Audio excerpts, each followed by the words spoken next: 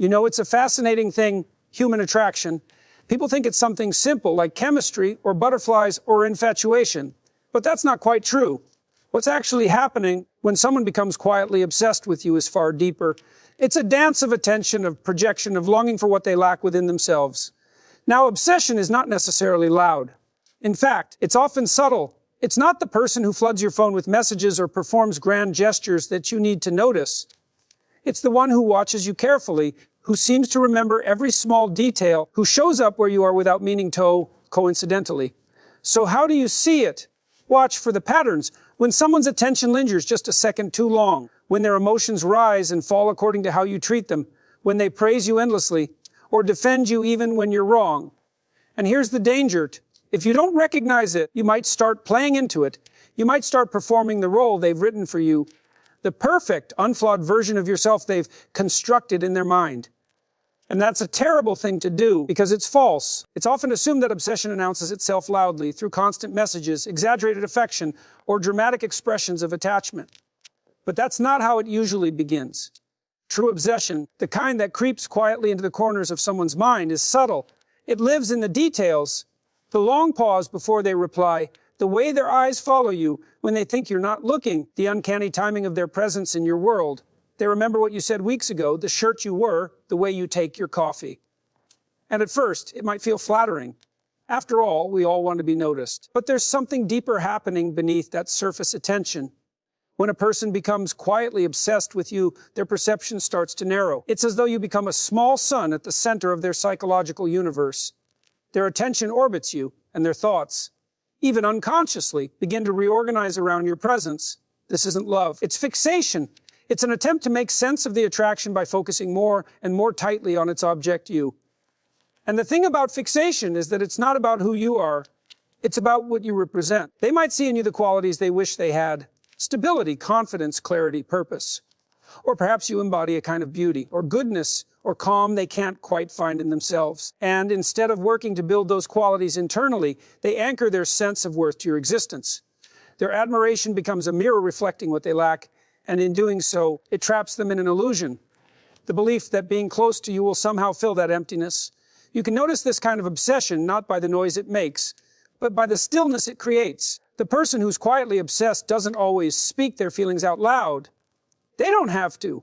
It's in the way they observe, the way they hover near your world, but never fully enter it. It's in the subtle consistency of their attention, a presence that feels constant, almost invisible, yet somehow always there. There's a strange power dynamic that emerges in this silence. You may sense their attention even when they say nothing. You might feel watch even when no one is looking. And that awareness can affect you too. You might start to perform a little, to live slightly more consciously of their gaze.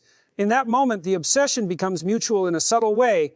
They are captivated by the image of you, and you start to react to being seen in that way. But obsession isn't connection. It's a distortion of it. It turns two living, complex individuals into an ideal and its reflection. And that's dangerous, because it replaces authenticity with fantasy. The quietly obsessed person doesn't want the real you. They want the perfect version they've built in their imagination. So when you encounter that quiet attention, don't mistake it for love. See it for what it is, fascination mixed with longing, disguised devotion.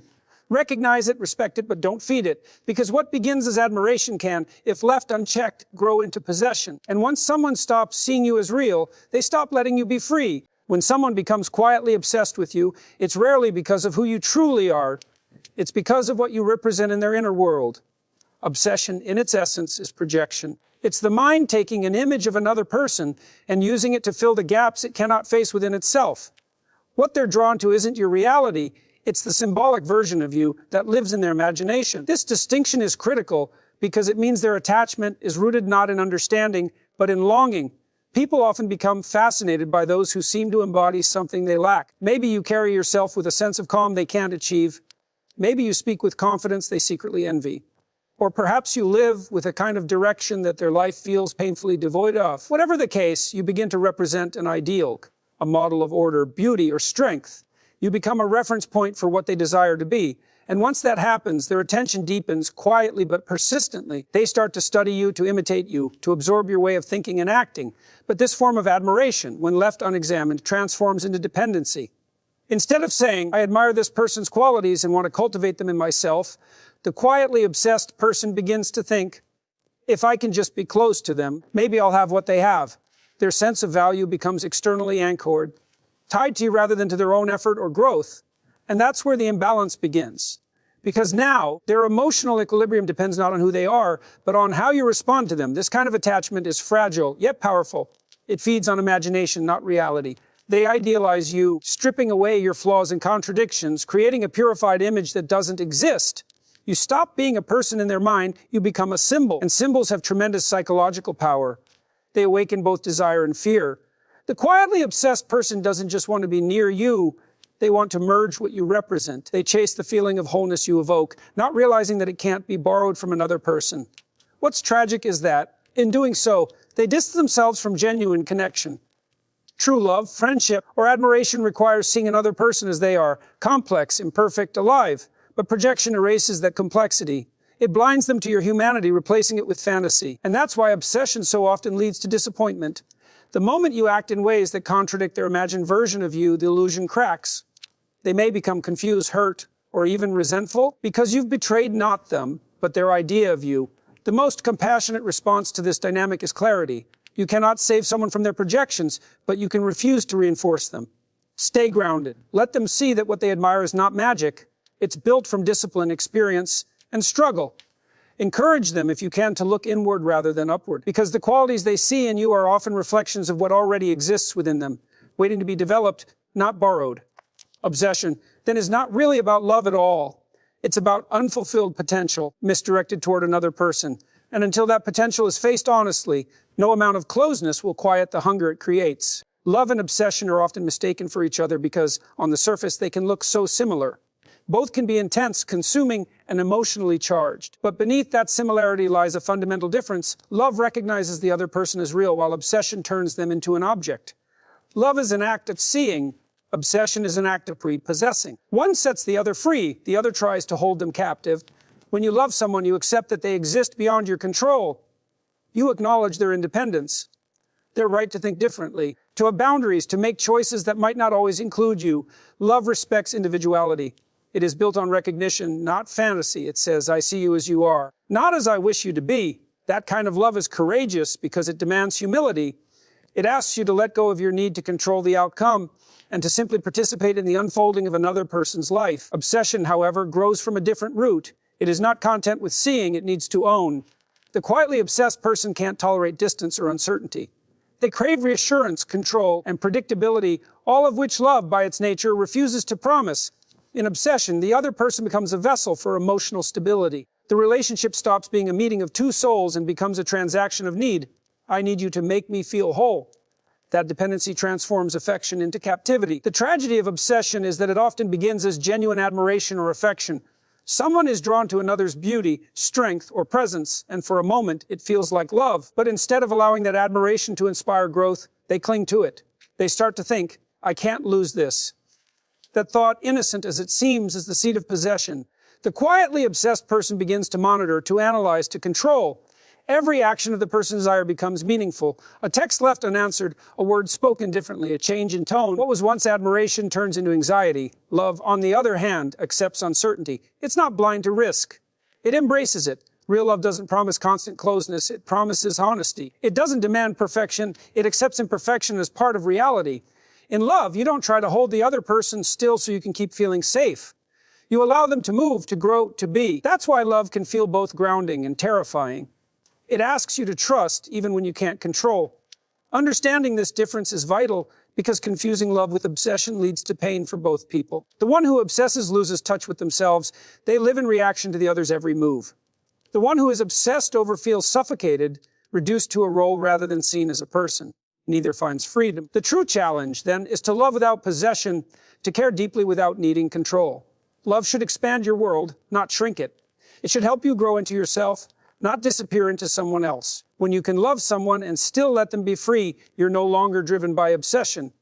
You're guided by truth. Awareness is the quiet foundation of emotional freedom. When someone becomes quietly obsessed with you, the most powerful thing you can do is recognize it, not with arrogance or fear, but with clarity. Many people mistake obsession for devotion, or they allow it to flatter them into complacency. But awareness means seeing the truth beneath the surface, that someone's fixation on you often says more about their inner world than it does about your worth. It's not your responsibility to carry their projection, but it is your responsibility to remain grounded in who you are. The first step in handling quiet obsession is refusing to be consumed by it. When you sense that someone's attention is becoming too centered on you, when their moods depend on your presence, when their admiration feels more like dependence, you have to set boundaries. Boundaries aren't walls, they're markers of self-respect. They say, I exist as an individual and so do you. In a world that often confuses intensity for intimacy, boundaries are acts of honesty. They protect both people from losing themselves in illusion. Being kind does not mean being endlessly available. Compassion does not require self-erasure. Many people, out of empathy or guilt, allow another's obsession to deepen because they fear being seen as cruel. But enabling fixation doesn't heal it, it feeds it. The quietly obsessed person needs reality more than they need reassurance. And reality sometimes takes the form of distance, silence, or a clear no. Those things might feel harsh, but they're the truest forms of care when fantasy has taken hold. What's important to understand is that you cannot cure someone else's obsession through affection.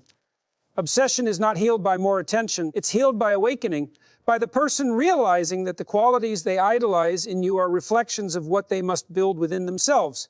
Your role, if you choose to engage at all, is not to play the part of their savior or muse, but to remain authentic, stay human.